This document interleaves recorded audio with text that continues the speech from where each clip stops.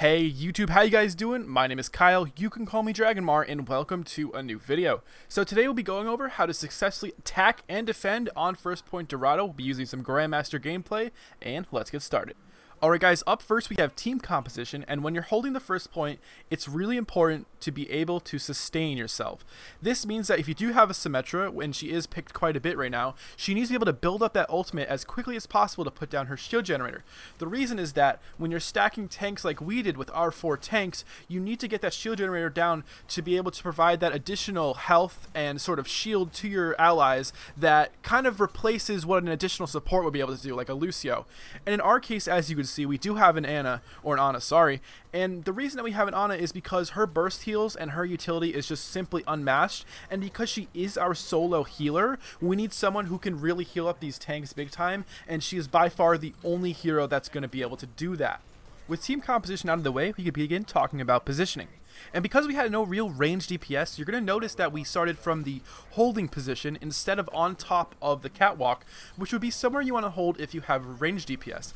And the reason is that these range DPS have the ability to get some poke, which helps build up their ultimates, but that's just something we didn't have because we had all tanks. So instead, we moved to this holding position behind the arch, which is actually where you're going to want to hold for the push itself. I also want to note that our Symmetra actually places some pretty nice turrets around the arch, and I would suggest this for most Symmetras, because what's going to happen is when someone pushes through the arch or they get hooked, which you'll see me do every once in a while, they're going to actually get slowed down by the laser and damaged. So it's really useful for getting those picks if you do land a hook.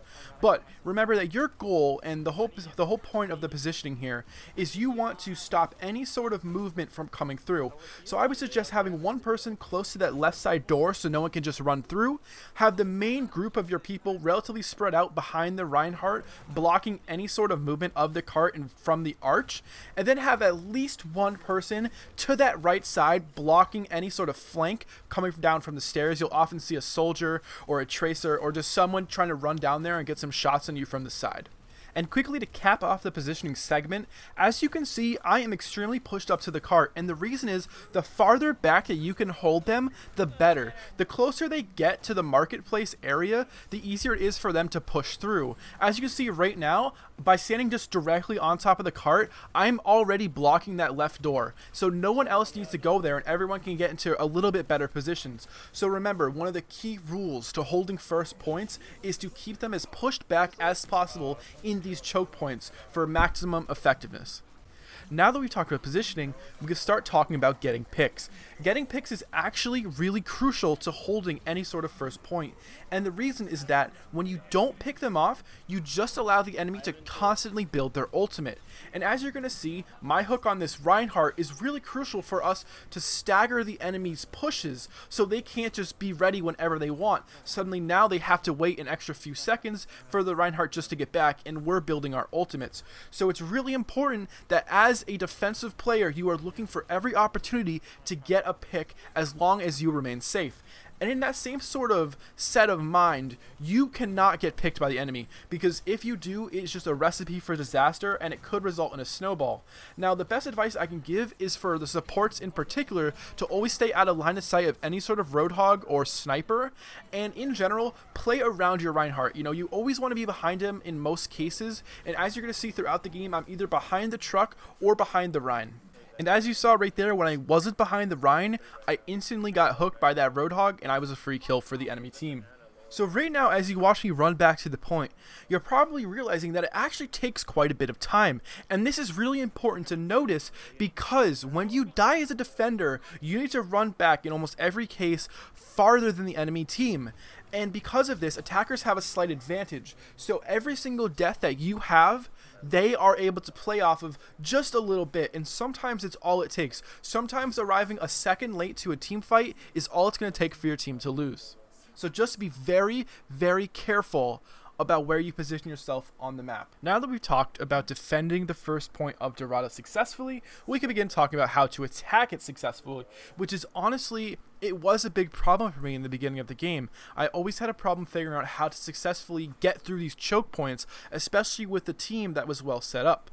However, attacking does give you a lot more leeway in terms of what can work for team comps. Sometimes you can use a full dive comp, including a Winston and a Genji, or you could stick to the meta, which right now revolves around tanks. So you could have 4 tanks, or you could go 3 with a soldier and follow that up with the Ana Lucio combo, and that's always a good idea because that always will give you a great shot at winning. Now our composition included a Genji, which was mainly for harassing, and a relatively standard comp aside from the fact that I went Widowmaker for the sole purpose of getting a pick.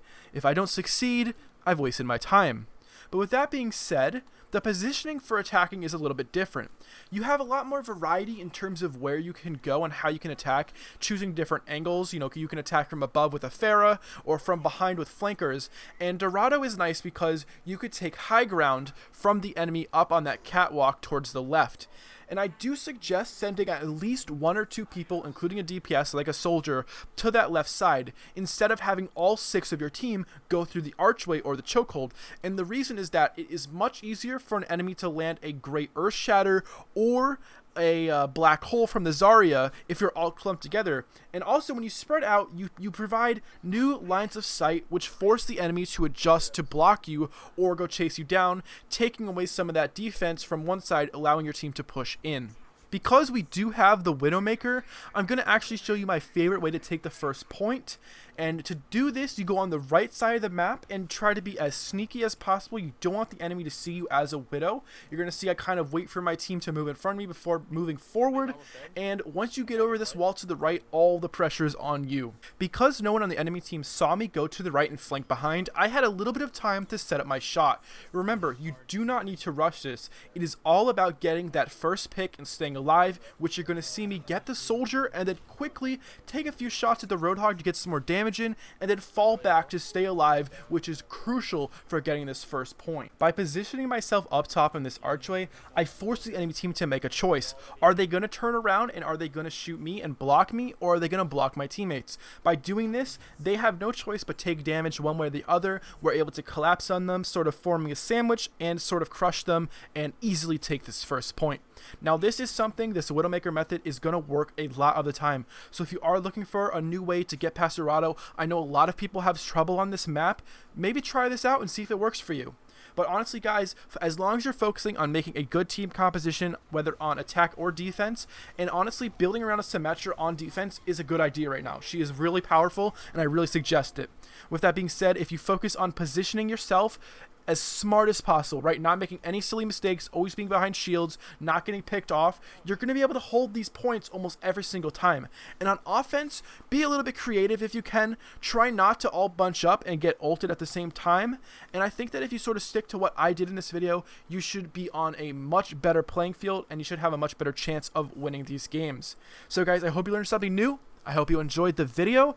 If you did, let me know and I will see you guys next time. Take it easy and peace.